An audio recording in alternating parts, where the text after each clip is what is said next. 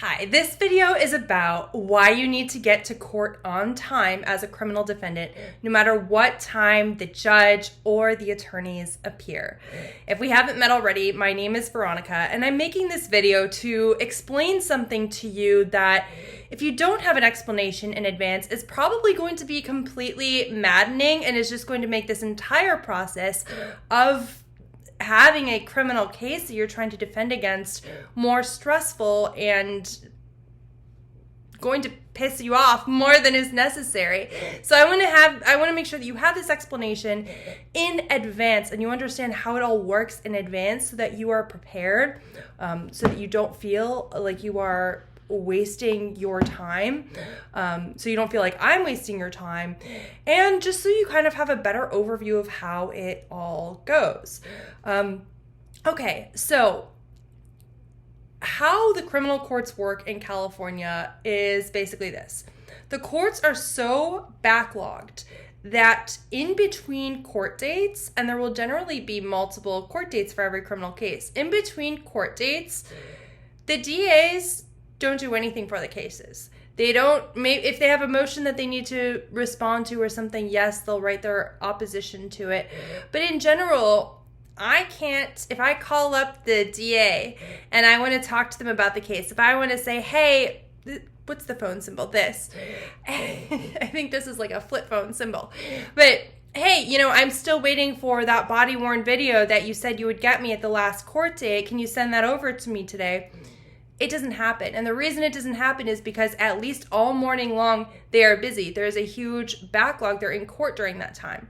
So what that means is that at every court date, those discussions that I and all of the many other attorneys that show up there and the PD with their 25 to 50 cases they have for that morning, we all have to talk to the DA, right? All of us are waiting for usually one person to talk. We want to talk to that DA. And the judge, so let's say the court opens at 8:30 and they all of a sudden start calling cases. The door is open and they say, all right, you know what, Veronica, your case number 1, you're on calendar, you're up right now. Well, we're not going to have any progress made because the DA didn't respond to us or didn't do anything between the last 2 court dates. I have to talk to them, and then sometimes they'll say, oh yeah, here's a disc with the body-worn video that you requested. Or maybe I have a mitigation packet that I want to get them that maybe I've emailed them, but they have not checked their emails, and I track them so I know whether they opened it or not. So I have a copy with me, and I want to give that copy to them. That all has to happen at court. So there are many things that are happening there. So if your case is on calendar for 8:30, that means that at 8:30 or sometimes at 9:30, the doors to the court will open, and finally your attorney can start sometime between 9:30 and 12 talking to the DA and getting your case called.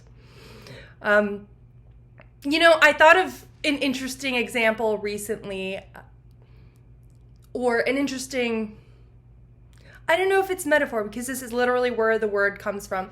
If you think of holding court, so like a king in the Middle Ages holding court, right?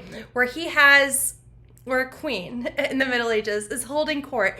They have a certain amount of time that they, as the king or queen, they're sitting there on their throne, and peasants and knights and whomever else, they can all come in and make their requests to the king. Now maybe the doors open, the drawbridge goes down, and they let the peasants in at 8:30, but at 8:30, if you get there, all you're going to meet with is a very long line. So if you can imagine that there's an attorney that is supposed to go in for a peasant and petition the judge to, or a knight, and it's supposed to petition the judge to do something, they're not going to be able to do that probably at 8:30. Perhaps if they were the very first person there, but if you have to talk to, if you have to talk to the jester, the DA, if you have to talk to them first, probably it's not going to be at 8:30, no matter what time, even if you're there at 8 o'clock in the morning. So basically how the courts work is that they hold that time open for, like, here's your time to talk to the DA. Here's the time where the case can be called and we can set another court date. Or if there's a plea agreement that you get, which you would probably get that day from the DA, now you can take that. Or if the DA wants to dismiss the case, whatever it's going to be, It will be sometime between 8:30 and 12. And then from 12 to 1:30, the court goes on a lunch break. Some courts will even have court from 1:30 to 4:30, especially in Orange County. So sometimes you will have, your court's will be at 8:30, but we don't get to do anything in your case until 1:30, 2:30. In LA, usually it's not that bad. It's at least in the morning time before 12, unless it's a preliminary hearing. But that's how it is. So it's not in civil courts, maybe they have 10 cases on the calendar and 8:30 they start calling them, but everybody knows what's happening with the case already, because in civil court, it's two attorneys who are being privately paid that can email each other and say, hey, what are we doing with this case? Do we want to set a trial date? What are we doing? They figure it out beforehand. But since we can't do that, that's why we have this holding court. Now, I'm going to get into 5 reasons why you, as a criminal defendant, need to still be there. I'm sorry, but you still do need to be there at the time that the court first claims it will open. And by the way, what I've noticed, I used to get really mad when I first started doing this because I would get there at 8:30. And I mean, that now I know that is as an attorney, that's a mistake. But I would get there at 8:30 and the doors wouldn't open until 9:30. I'm like, what the heck? Did everybody sleep in? I got up early. I'm here. No, usually what's happening during that time is that the DA and the public defender actually are in the courtroom. They get in from like a back door because they're both government employees, and they are there and they're figuring out their cases because the public defender has so very many cases. And so this is basically private time without me being able to get in there as a private attorney, that they have to work on those cases, because once the door is open, now the public defender has to talk to all the clients. And all of this is generally to maximize efficiency. Not in every single courtroom, but generally that is what they're doing. So as a criminal defendant, though, you must be there when it opens because, number one, it is a condition of your bond. And this is really the most important reason and goes along with all of the other reasons. When you agree to, so maybe you get a bail bondsman, maybe your bail is $50,000 and you agreed to pay $5,000. And if you did that, go ahead and watch my video about my hack to save money on bail. But it's a condition, your agreement, when the bail bondsman posts, because he actually does post $50,000 with the court to secure your presence there. And a condition of that is that you will be there on time. You will not be there at 9:30. You will not be there at 10. Even if your attorney says, hey, I'm not going to be there till whatever time, you must be there. Your presence, your butt in the seat, either in the courtroom or right outside the courtroom, that is what is keeping the court from taking that $50,000 and saying, oh, well, he or she didn't show up on time, so I'm going to take that. If your bond is forfeited, and some judges are brutal about this, and they will do it fairly early, whether or not your attorney is there.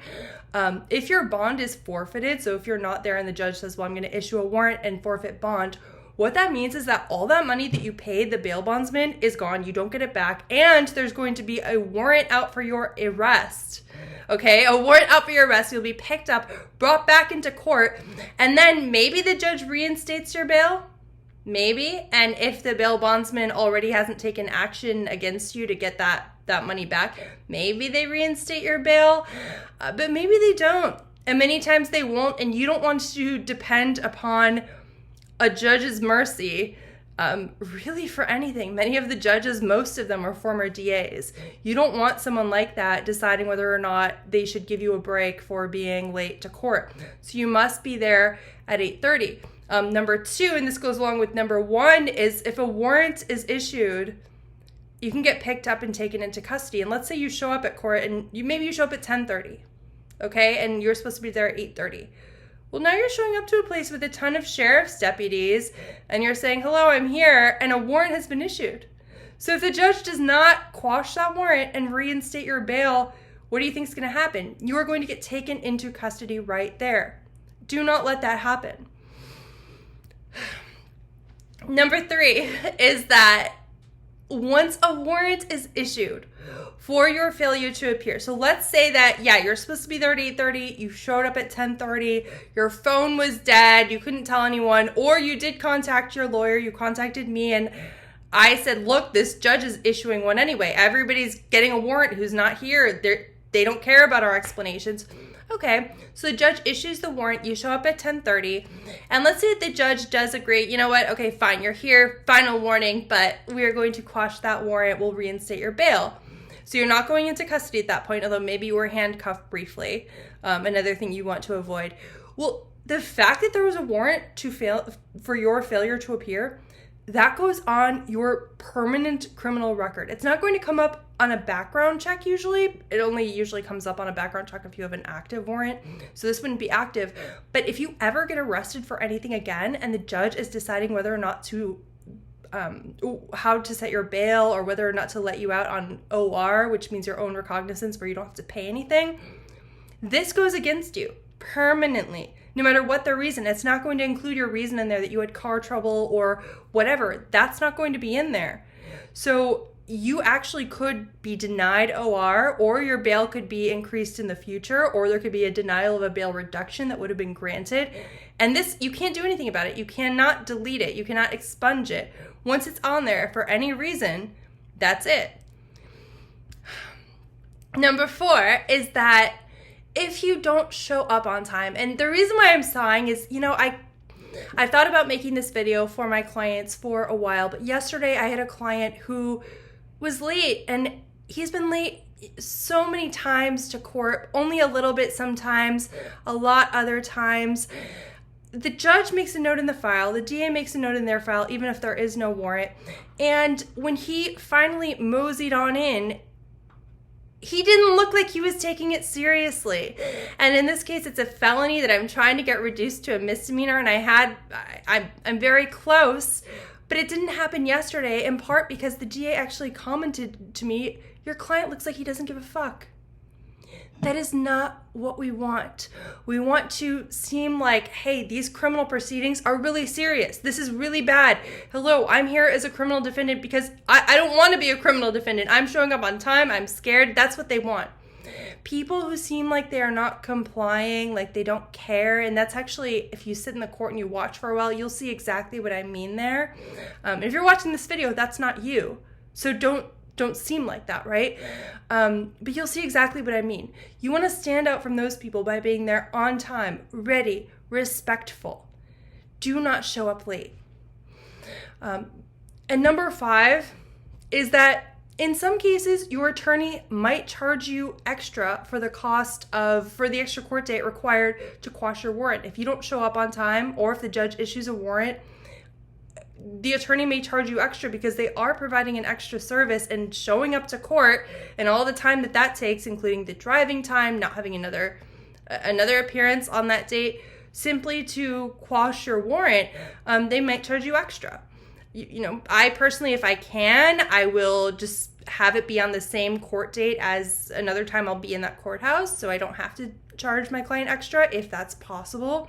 But it's not always possible, and also, usually my clients aren't going to want to. It's not going to be in their interest to sit around and wait for the next time I might happen to be at that courthouse. You want to get in tomorrow, today, because you don't want there to be a warrant where if you're pulled over for a traffic violation, you're arrested. So this is why it is very important for you to show up at whatever time the attorney tells you. I keep wanting to say when the court opens, but I know that there are so many courts that don't open until 9:30. Well, at 8:30. In LA County, 8:30, unless you heard another time specifically from your attorney and the court, it is at 8:30 that you need to be there. And I mentioned earlier, this is a side note, but I mentioned earlier that when I was a new attorney, I would show up at 8:30, and then I felt a little foolish, and I don't do that anymore. The reason is because why do you want to, there's no reason for me to sit there for an hour just waiting for the court to open. I'm sorry that you have to. It's a condition of your bond, but there's no reason for me to do that. For your benefit, I should be spending that time working on your case, or even just preparing for court that day. That is much more valuable to you than me sitting on a hard bench with lousy internet connection where I really can't do anything else for an hour or 2 hours until court begins. Additionally, sometimes we do have 2 court cases sometimes even in different courthouses the same morning. And the reason why I'm able to do that is because there's this period of time, 8:30 to 12, where as long as it's okay with the court, and sometimes it's not, sometimes they have a trial going on or something going on where they do want us there earlier.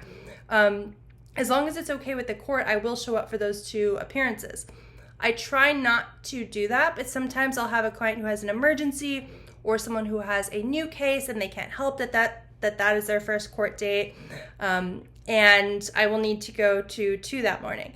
So my advice is, if you get to court at 8:30, and you should be getting to court at 8:30, bring with you a laptop, bring with you something to do, a book. What I tell all my clients is go and check in with the deputy. Make sure you check in with the deputy, make sure everybody knows that you're there. Even if I'm not there yet, you need to check in that you're there. There will never be a warrant issued for your arrest because I wasn't there. There will only be a warrant issued because you weren't there or they didn't know you were there. So make sure that they know that you are there, and we can't check in for you. I can't call them up on the phone and tell them that you are there. You must go physically, check in with the deputy, let them know that you're there, and then go and wait in the hallway.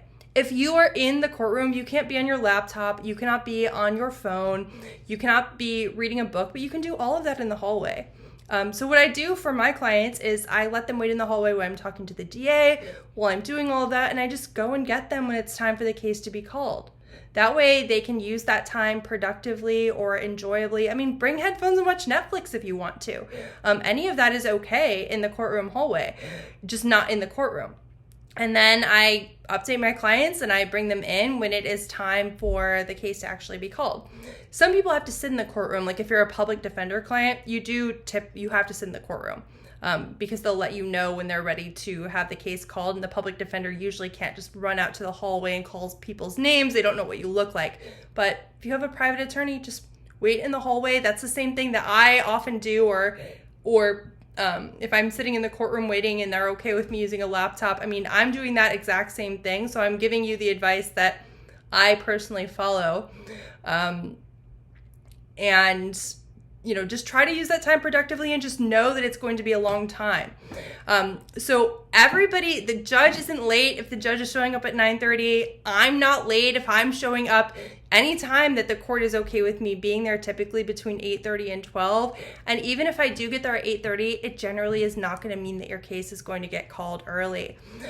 So make sure that you are there when the court's open. Make sure that you don't have any problems with bond, with having a warrant issued, with going into custody just because of being late. If you have any questions, please feel free to give me a call, send me a text, and I hope that you found this video helpful.